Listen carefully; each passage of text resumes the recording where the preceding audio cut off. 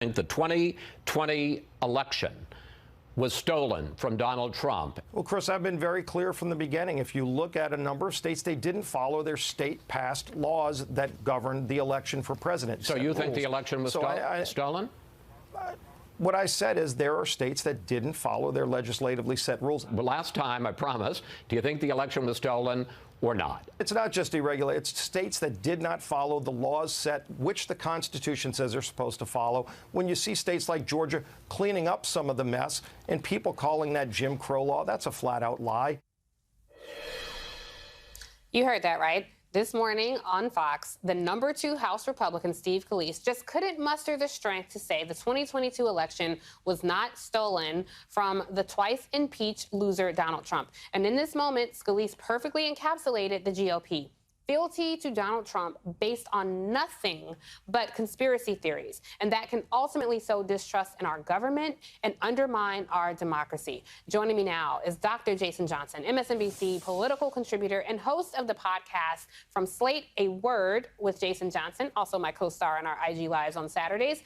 Virsha Sharma, she's the editor-in-chief of Teen Vogue. Very happy to have her join the table. And Eugene Daniels with the coldest afro in all of D.C. He's an MSNBC political contributor and co-author of Political Playbook. And that is you guys have been all-star. I love this screen right now. I love having you both here. I want to start with Stephanie Grisham. I have spoken about the ability of these folks to be rehabilitated and sanitized time and again. Let's take a listen to what she said to my colleague on Meet the Press this morning.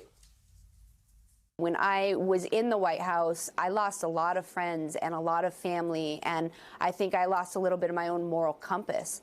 And now leaving, you know, yes, I got paid to write a book, but you cannot put a price tag on what is happening to me now. The right is mad at me. The left is mad at me. My family is getting threats. I'm being smeared. I'm being sued. I knew all of that would happen. So when I wrote this book, I knew this was going to be a very, very tough battle. Going to take another sip of those tears and get a little tipsy and slap it all down. Who cares, okay, that somebody's mad at the right and the left are mad at Stephanie Grisham, Virsha? I mean, look, you made this bed, you lie in it. You asked for all this smoke, now inhale it deep and choke on it. This is ridiculous. Virsha, what are your thoughts? I think that's exactly right. I think one of the most interesting headlines to come out of Grisham's promotion of her new book is people asked her, why didn't you speak up on January 6th, right? So Grisham was one of the people in the Trump administration, Trump White House, who resigned on January 6th as this deadly riot took over the Capitol. Some people thought too little, too late. And then other people thought, okay, well, if you're resigning, why not at least make a public statement about why you're actually resigning? And people asked her to. Some people put pressure on her to. She said she didn't want to because she didn't want to make it about her on a day that people had died. And yet, I think if she'd actually taken a forceful stance that day against what was happening in D.C., she might have a little bit more a long time ago, or legitimacy and that is right support now. But housing instead, she stayed in a real and for several significant months way, and then wrote this book and is now trying to cash in, I think, on this rehabilitation. I gotta say, Jason, she showed up to the game morally bankrupt for me. She knew very well who these people were. She chose to work for this campaign. She chose to work for Melania, knowing Melania was a birther. And she had the temerity to say the other day, well, Melania really isn't a conspiracy person, except for birtherism, except for standing alongside her husband the whole time being complicit. What are your thoughts here? And the audacity of saying, oh, you can't put a price tag. Look, can you put a price tag on the hundreds of thousands of people who died of COVID in 2020 as her president decided to pick and choose whether or not red states or blue states got assistance? Can you put a price tag on all the families that were split up because of the president's Muslim ban? Can you put a price tag on the lives and the difficulties of police officers and medical workers and school teachers and abortion doctors and journalists who were attacked and had emails and everything else like that sent to them, violent death threats, all throughout the last 4 years because of this president? I have absolutely no sympathy for anybody who decides to cash in on spending 4 years with a dictatorial white nationalist president. And I do think, look, there may be some value to having conversations with people like this, but ultimately I think they should be shut out. If they want to sell books, sell books. But I wouldn't necessarily give them a platform to try and assuage their conscience in the same way that I don't like it when universities give them an opportunity to launder their reputations either. Right, absolutely. Come do my show. You want to have a conversation, Stephanie Grisham. Let's talk about that. We'll wait for that to happen. Eugene, I want to talk about Kevin McCarthy because he was on Fox News, the only place to really go this morning, talking a little greasy about the January 6th commission. Take a listen. We'll talk about it on the other side. Committee that is not a bipartisan committee. For the first time in history, Nancy Pelosi picked who could be on this committee. And what they're trying to do, they're missing the two main points. Why were we so ill-prepared on January 6th? And how do we make sure we'll never be in this position again? It's purely politics. And Congress does not have the right to go after mine or your phone number records. And the Supreme Court has made this ruling. It's interesting about how far they want to control and where they want to go. Eugene, this is so clear. First of all, we know the reporting that, according to the reporting, Kevin McCarthy had that exchange with Donald Trump where he asked him, who the F do you think you're talking to? So there's a real reason why he might not want Congress to go through his phone records. What's your take? No, absolutely. You know, House members told us that Kevin McCarthy talked to President Trump that day. And so obviously he's someone they're going to want to talk to. I think something, Tiffany, that's really important for us to always say when Kevin McCarthy or any Republican talks about this committee is that they had a chance to make it a full bipartisan committee, like an actual commission, right? You had negotiations go on with Democrats and Republicans got basically everything they wanted, and then Kevin McCarthy pulled the rug from underneath the member he sent to do the actual negotiations, right? And so every single time that Kevin McCarthy talks about this, talks about it not being bipartisan, despite the fact that there are two members of his party on the committee. It talks about the issues he has with it. He could have had a lot more involvement in it. He chose not to put people on the original commission that Nancy Pelosi wanted to do. And I think so. It's hilarious to hear him say anything about the committee because at this point it's his fault that it is not bipartisan. It's his fault that it's not an actual commission with some gravitas, which is what Nancy Pelosi wanted. Yeah, and look, Versha, I'll have to say, I really did not care if this committee was bipartisan or not. It didn't matter to me if you had people on there who were either complicit with this president or paved the way for that former president. So what's your take on McCarthy's sound bites? I mean, clearly, like I said, he has some vested interest in keeping his communication and other folks' communication quiet. Honestly, that clip was pretty infuriating to watch, and I completely agree with what Eugene said, and I think it's very clear to me from that clip that he is protecting himself when he starts talking about, oh, you know, big picture, I didn't think this was bipartisan, it's all a Pelosi project, but then he transitions into talking about his own phone records. Like, clearly he has something to hide, or he feels that he has something to hide there. Otherwise, he would be more cooperative with this investigation and this committee and this whole process. And so I just think it's so craven the way a lot of these Republican members are acting, from McCarthy to Scalise. And I think what stands out to me is just the ongoing denial of reality and facts that we have seen from the modern GOP that certainly didn't start with Trump, but became sort of the official party line with Trump. And even with him out of office, they have continued with that. And that seems to be their only electoral strategy, is denying reality. Yeah, denying reality and all following this guy. Take a listen to the twice impeached loser of the 2020 election, Donald Trump, last night. What we should have done a long time ago, and that is support housing in a real and significant way. A $5 trillion wild spending binge that costs more than the entire sum the United States has spent on any war in the history of our country. This monstrosity is a bill to end America as we know it. It's so bad. And the Republicans have to stay strong. You have to stay strong. Jason, I'm so bored and tired. It's a repeat. We've seen it time and again. How much longer are we going to have to watch this clown show? We shouldn't have to watch it at all, and I don't think C-SPAN would have covered it. Unless C-SPAN is in a regular habit of covering neo-Nazi rallies and Proud Boy events and things like that, they should not be covering Donald Trump. He has not declared that he's going to run for office. He is not signed any sort of paperwork. He's under investigation by massive organizations and districts across New York and Washington, D.C. He should not be getting this level of coverage. But this is the thing. I think, Tiffany, throughout all of these sounds that we've had this this morning. You literally have people who are engaging in a slow-moving coup.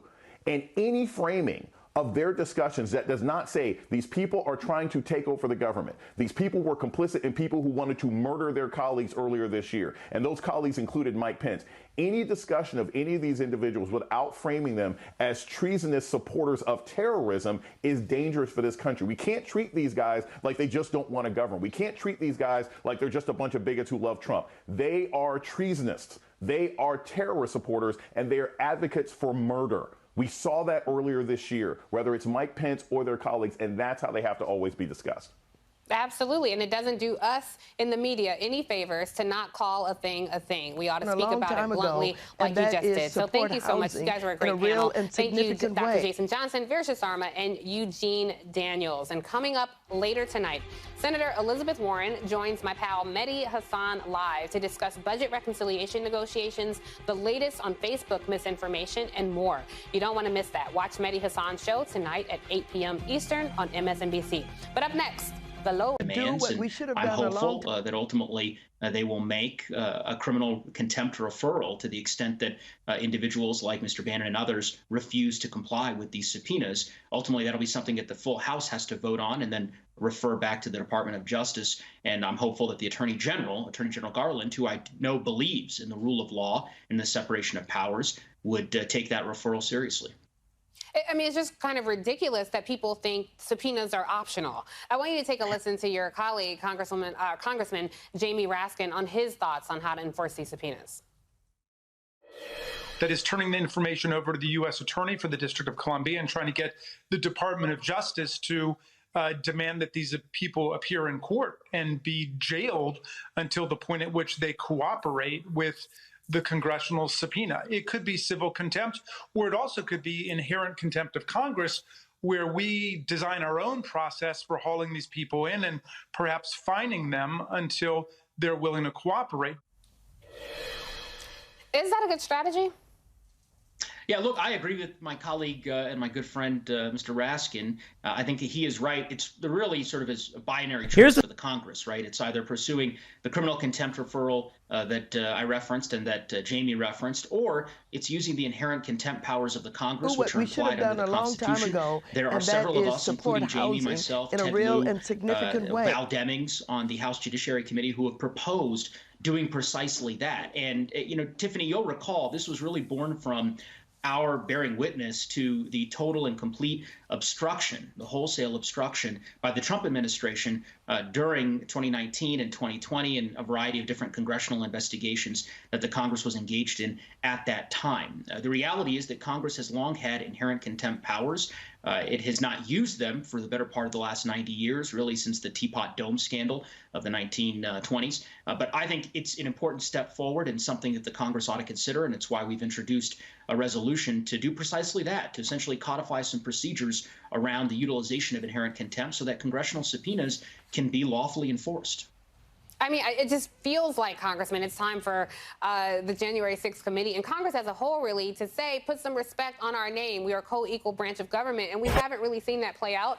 A few bad actors is one thing. What concerns me is the followers, the fact that nearly 75 million people knew full well who this man was and still cast a ballot for him. I want you to take a listen to some of the folks who attended his rally and understand that these folks' votes are valued just as much as ours, in some cases more with gerrymandering. Take a listen.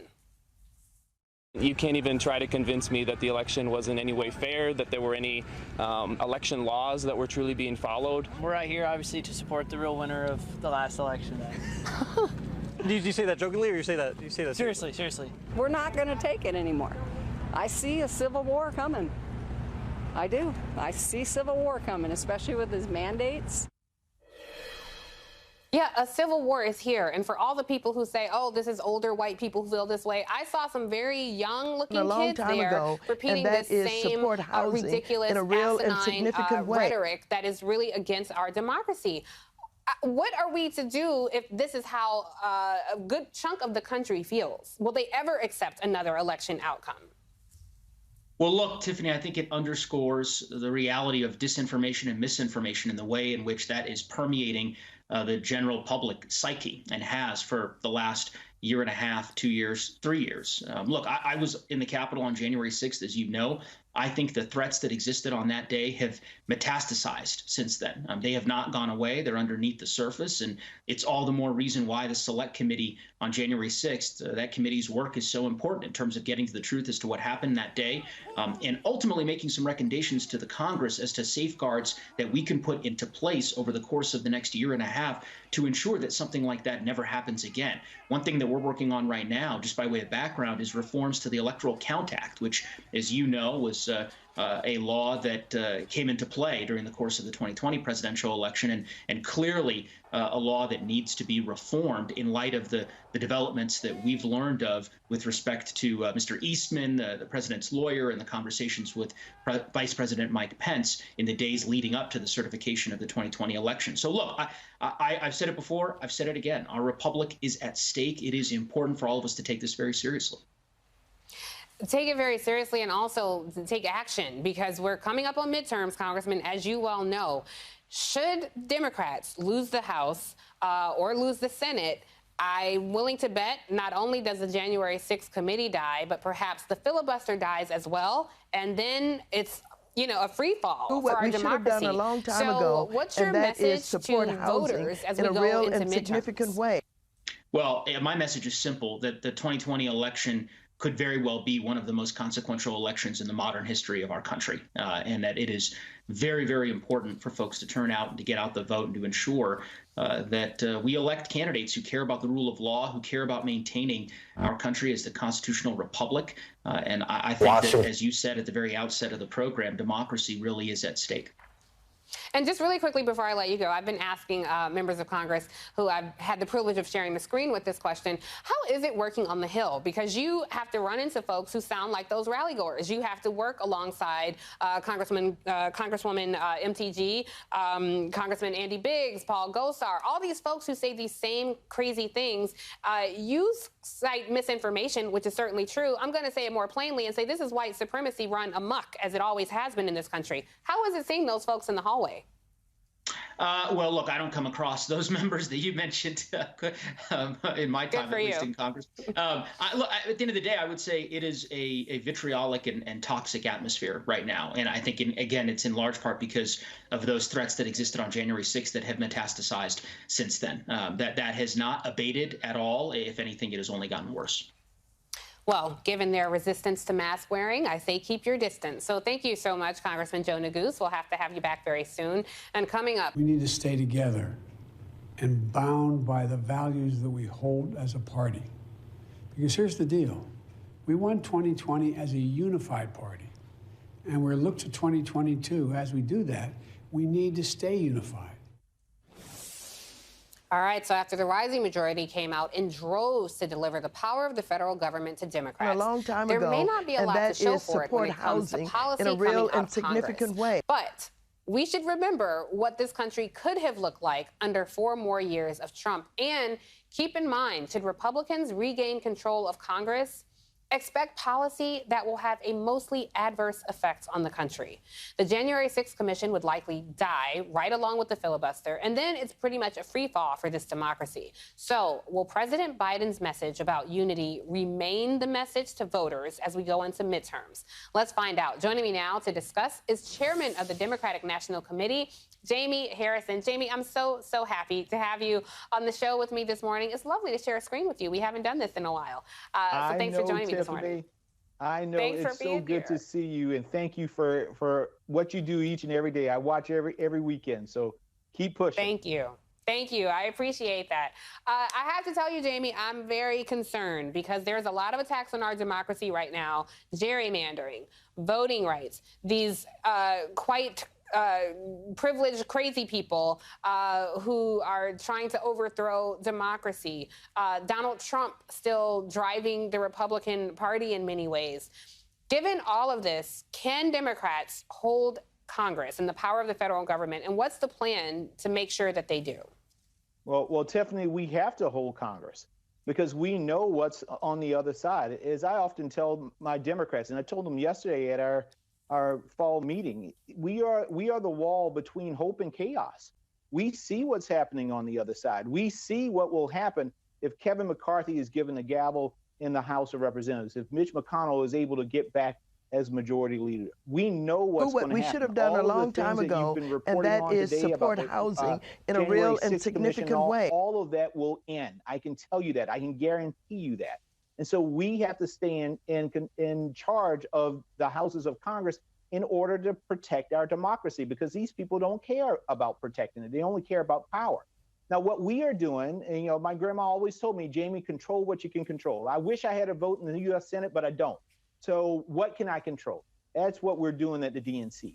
We have been, we have doubled down to make sure in this historic moment, we are taking historic action. I have committed almost $70-some million to make sure that we're doing voter protection. We're putting boots on the ground right now in terms of organizing in communities of color. For the first time in 30 years, Tiffany, the DNC is getting involved in registration. I just announced a $5 million plan to register more people of color across our battleground states. We are putting communications staff in beds on the ground so that they can get the message out to the people. So we are $23 million into our state parties, going back to the 57 state and territory strategy of Governor Dean. So we're doing all that we can right now to really, really strengthen the Democratic operations going into 2022.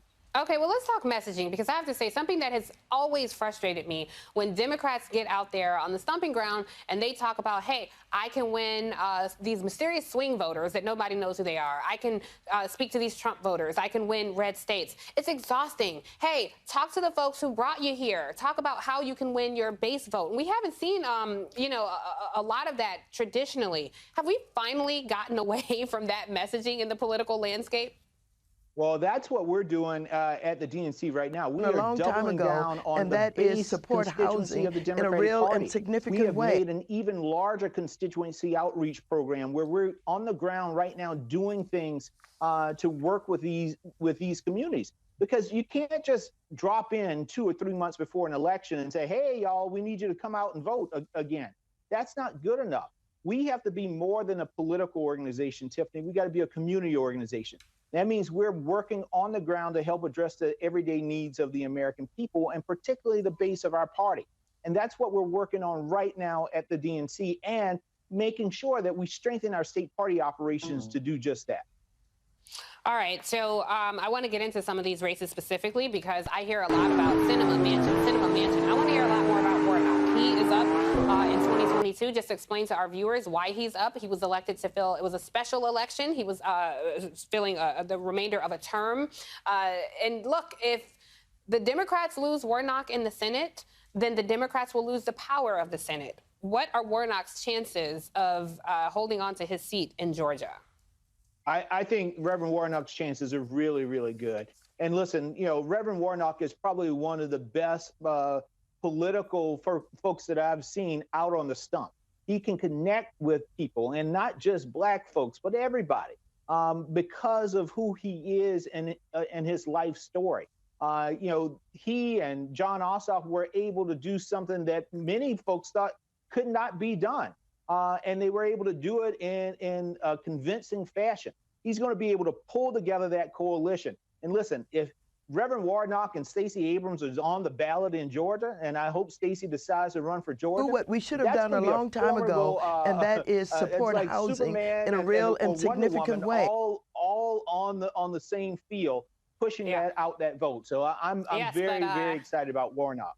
I have to say, keep your eye on Lex Luthor, because Brian Kemp down there is definitely far ahead on the voter suppression game. Look, you and I are both children from the South, so I want to get into some of the messaging around Democratic talk as well. Another challenge I've always had, there have always been these cute little nicknames for white voters, you know, soccer moms, NASCAR dads, etc.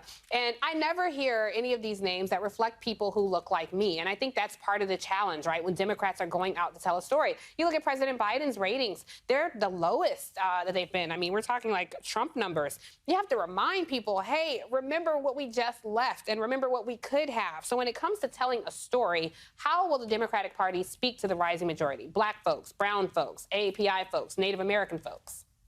Well, we have to talk about how these policies have impacted them.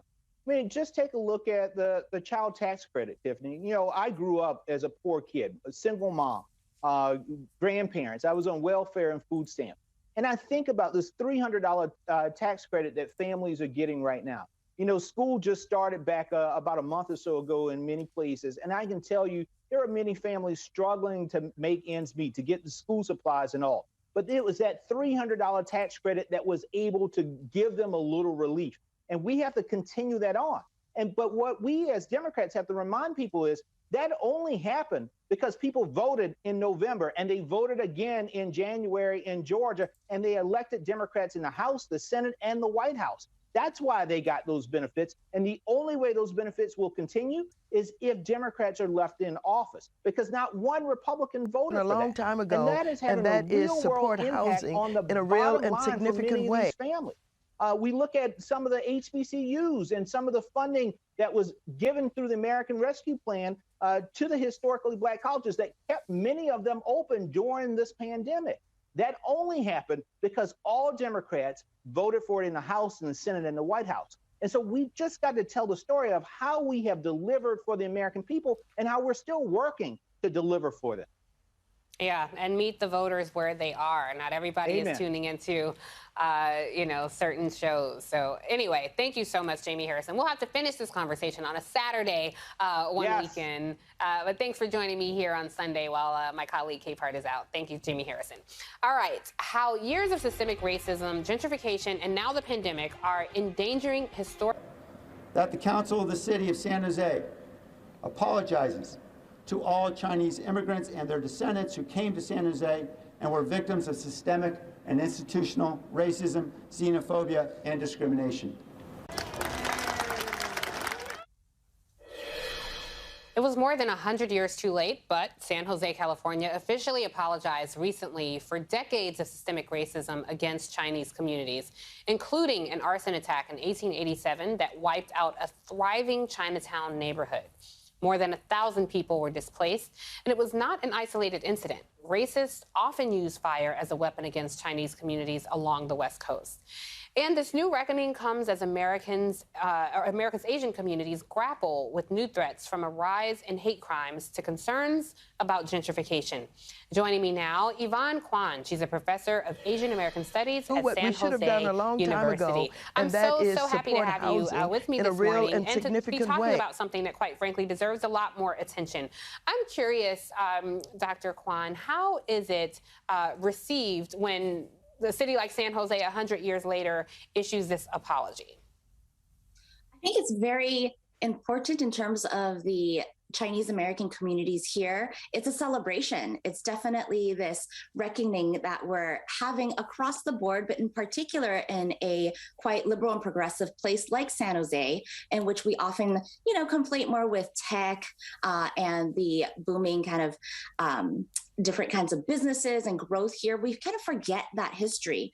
And as my colleague, Connie Young Yu, who's also a descendant of the 2nd Street Market Chinatown that was burned down due to arson, her grandfather was actually a resident there. What she was saying is that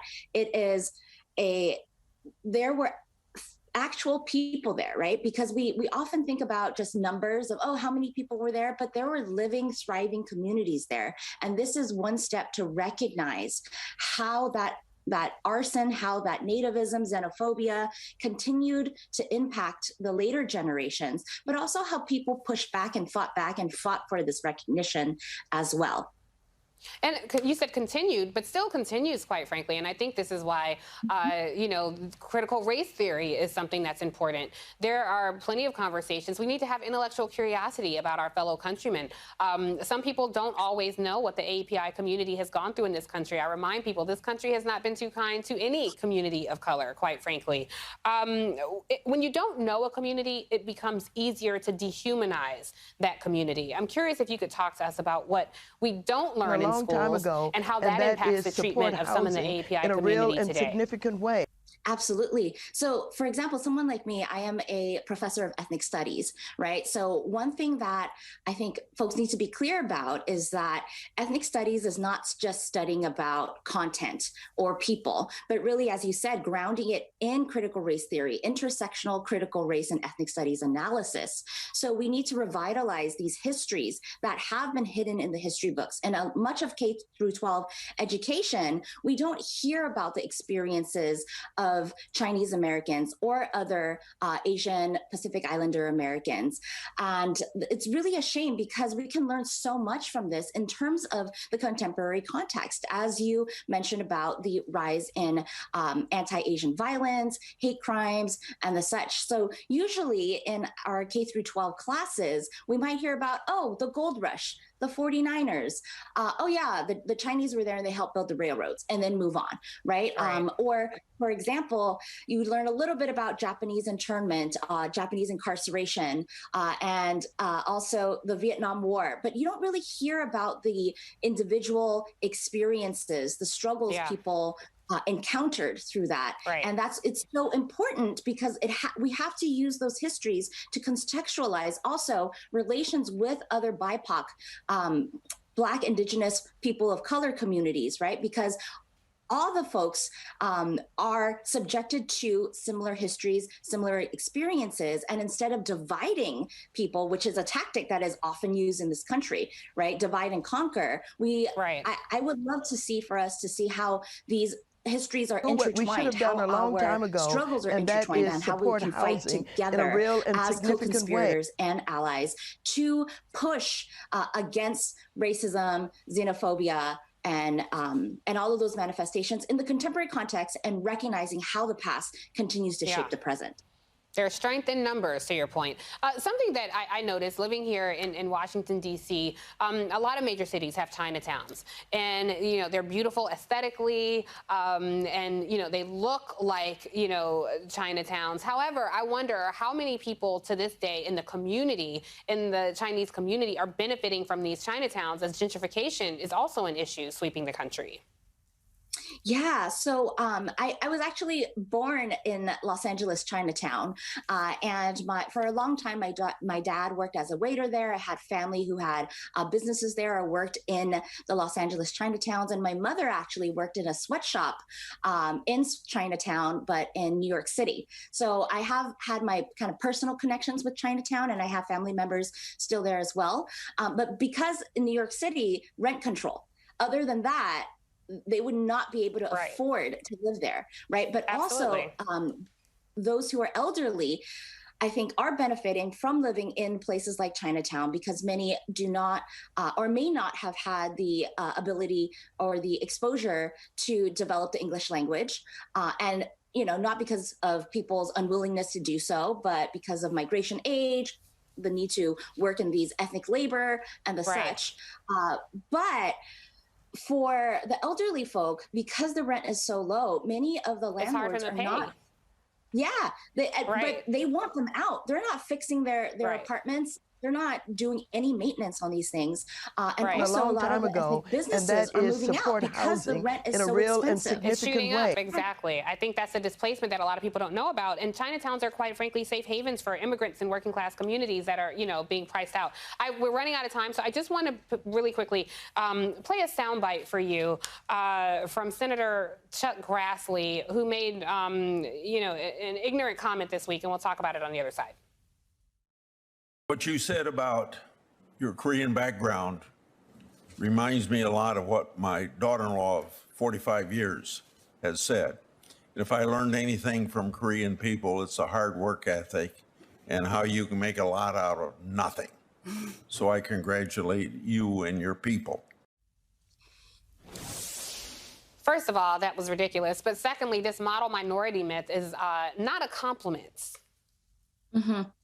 Absolutely not. And also, it is rooted in anti-Blackness. That's the thing. Absolutely. The model minority myth came out of post-World War II civil rights movement as a way to punish, to discipline Black folks, right, who are trying to fight for their rights. They're like, oh, why don't you look at the Japanese Americans? They went through incarceration, and yet look at how successful and wonderful they are, right? So it's this really backhanded compliment that just creates this stereotype in which it invisibilizes and hides the struggles and challenges within Asian American communities. It's not to not recognize the successes and all of that, right? Because we need to do that. We need to celebrate the greatness within our communities, but also our communities are immensely complex and diverse. So just touting these model minority myths is so damaging.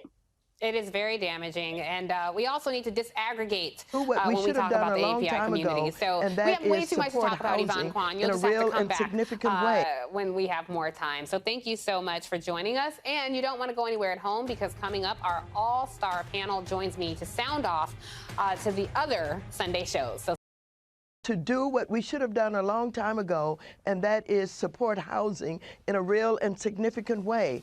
In this bill, as you mentioned, I have down payment assistance for first-generation home buyers.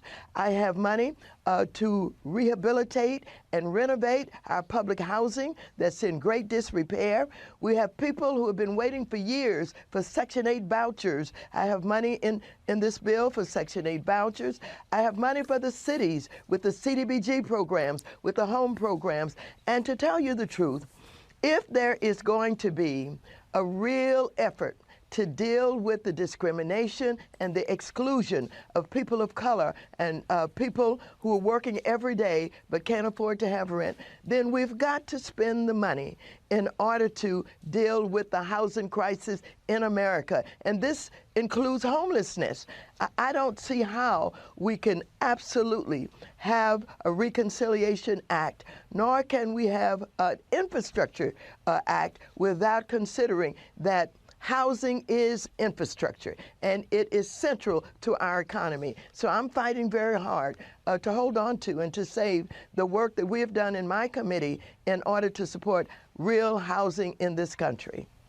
And you know, I have to say, a lot of civil rights groups are in your corner. I mean, they've talked about housing as a way for equality, particularly for communities of color. In a real and significant way. Been a victim of institutional racism or systemic white supremacy. Don't seem to understand this concept. Take a listen to your senator or your colleague in the Senate, Joe Manchin, to hear his views on entitlement. I'm just not, so you know. I cannot accept our economy or basically our society moving towards an entitlement mentality, that you're entitled, okay? I'm more of a rewarding, because I can help those who really need help if those who can help themselves do so. Congresswoman, I think what the American people cannot accept is one senator who represents a tiny speck of America going against the will of the people. What are your thoughts? Well, I'm with you, and I think the same way. It is absolutely not to be understood that these two members of the Senate can talk about this being too much. Too much for whom? For people who have been denied, discriminated against, and excluded in every sector of our society.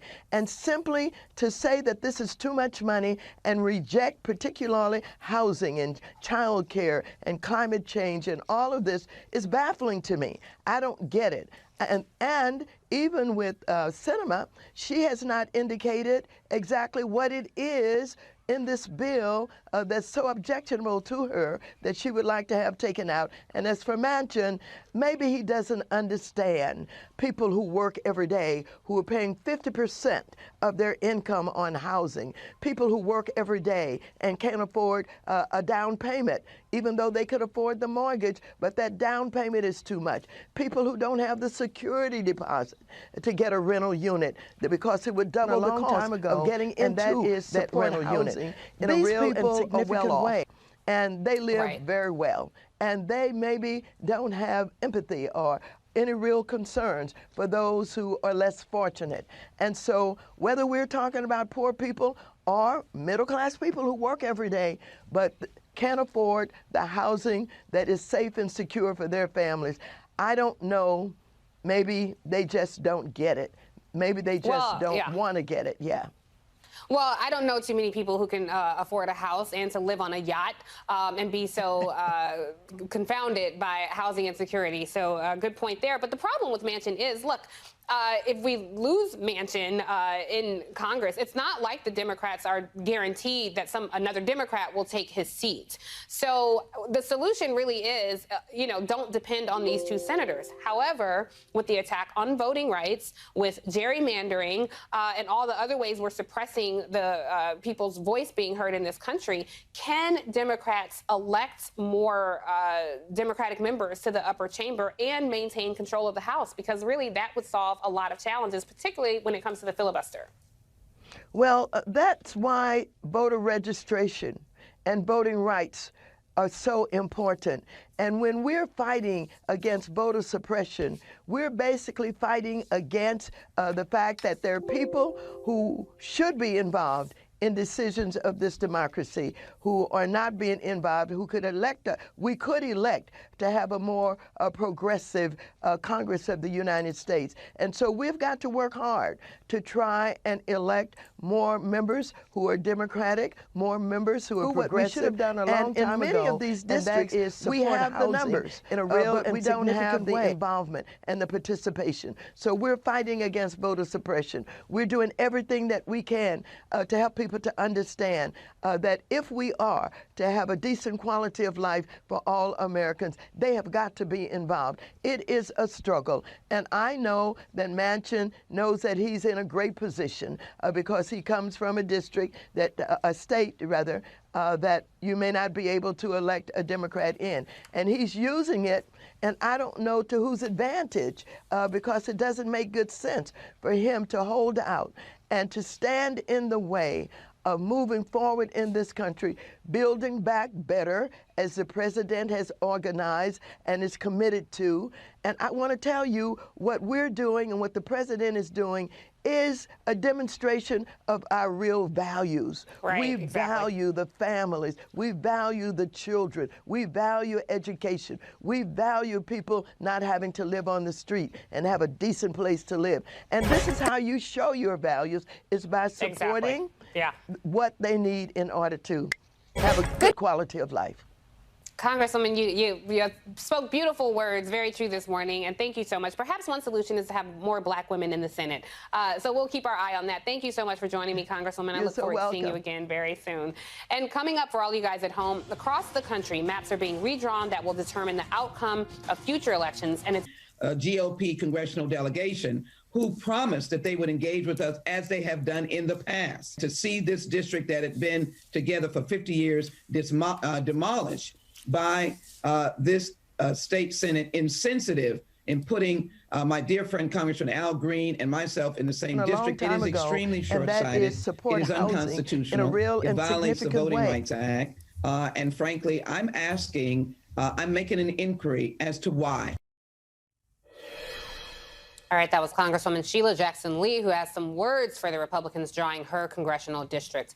The Texas Senate on Friday approved a new congressional map that increases the number of white majority districts while reducing the voting power for Texans of color. Nearly every state in the country is redrawing their congressional districts after the 2020 census, and 4 have already enacted their new maps. Now, these redistricting efforts are critical, especially for Black and brown communities, because when has gerrymandering ever worked in our favor? Joining me to discuss is Michael Lee, Senior Counsel for the Brennan Center's Democracy Program, and Doug Spencer, election law scholar and professor at the University of Colorado. Michael, I want to kick it off with you because I've been reading your research at the Brennan Center, and it's quite fascinating and something that, quite frankly, we've been dealing with for a long time. Now, explain, because a lot of people, this has not been a big issue that's easily digestible for a lot of people across the country. We're narrowly focused on voting rights in the state houses and at the federal level, but gerrymandering can have a direct impact on who has a voice when it comes to these federal elections. To vote, what gerrymandering does is essentially renders your vote meaningless because the results of the election will be predetermined by the way that the districts are drawn, either because they are drawn to discriminate against people of color or to guarantee a political effect or both. And, that's something that can be in place for the whole of the decade, right? It's not just about the 2022 election. You hear a lot of people talking about the 2022 election, but really this is about who will hold power in what democracy will look like for the whole of the decade to come. What we And should I have think you done a make a really long time good point, ago, and just and to, I that want to is make it really support clear to our viewers housing what happened in a real and Texas. So we significant talked a way. bit about this in the intro, but the map that they've drawn in Texas, Doug, it distinguishes as people of color. They were responsible for 92 or 95% of the state's population over the last decade, with Latinos making up nearly 2 million. That's almost half of the state's 4 million additional residents. So when we look at it in that context, it really does dilute the voting power. So, you know, when I look at how to get out of this, is it possible for Democrats to acknowledge that, yes, gerrymandering is wrong, but for Democrats to actually gerrymander in areas where they can just to fight the practice? Well, this is something that Democrats are in a debate about right now among themselves, particularly if you look in the state of New York. New York has an independent commission. Democrats in the state ceded authority, or at least under Governor Cuomo, had kind of ceded authority of redistricting to an independent commission. Not completely independent, because some of the members are appointed by legislators in that state. And the commission's drawing maps and is split about this, but there's some debate about whether the Democrats in the state legislature should use their supermajority to override the maps that are drawn by this commission in order to maximize the number of seats that Democrats can get in the state, precisely for this reason that you bring up, to counteract what Democrats fear may be happening in Georgia or Texas or other states where Republicans control the process, and which, at least on early drafts of maps in Texas, suggest that the voting rights of people of color will be muted. Which is so incredibly problematic as we face all of these attacks on voting rights. Michael, something that I found really interesting is that census policy says that the incarcerated are counted in the states where they are incarcerated. But this makes no sense, because it's not like that the incarcerated can hold their elected representatives accountable, for one. And two, upon their release, they go back to their home states. And that is support housing in a real and significant way. What can we do to stop that? Well, what you're talking about, Tiffany, is prison gerrymandering, what is commonly called prison gerrymandering, and that's the practice of counting incarcerated people at the sites of the prison rather than in their home communities, even though they may only spend a short time in prison and be back in their home communities before you know it. And you know, the reality is, in most of the country, prisons are located oftentimes in very rural areas. In New York, where I am right now, most of the prisons are located upstate. Most of the people in prison come from the downstate, the New York City area, and that's the same in Texas and other states. And so the effect of that is to give more power to rural, oftentimes whiter areas, and to have less political power for urban areas where most of the prisoners come from. And it's completely distortive. It's something that the Census Bureau itself has thought about changing. It didn't do so last decade. It may do so in the future, but some states are changing, like California and New York will voluntarily reallocate incarcerated people back to their home communities to make sure that they're counted where they ultimately have the ties and where they ultimately go back to. And to eliminate this really distortive practice that dilutes the power, particularly of Black and Latino communities, because of the mass incarceration problem that we have in the United States.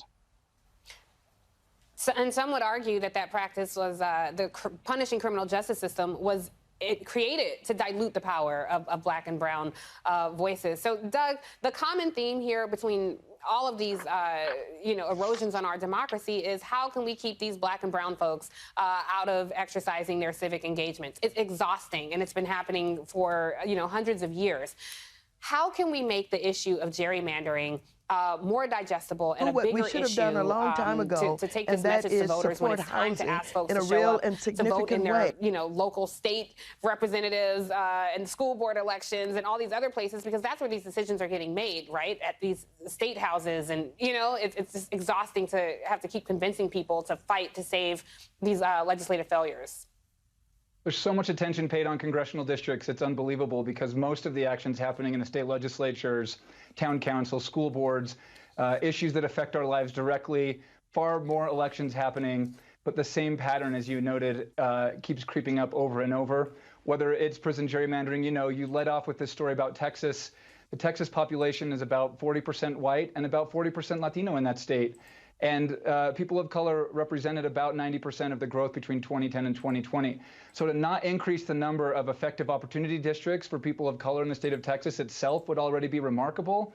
But to then remove some of these districts, which it looks like is happening in these maps, is just, it's unbelievable. I don't think that it would survive a Voting Rights Act lawsuit. But I will say the harm sometimes is not just that people of color are unable to make it to the ballot box, or when they do come to the ballot box, their vote is diluted in some way.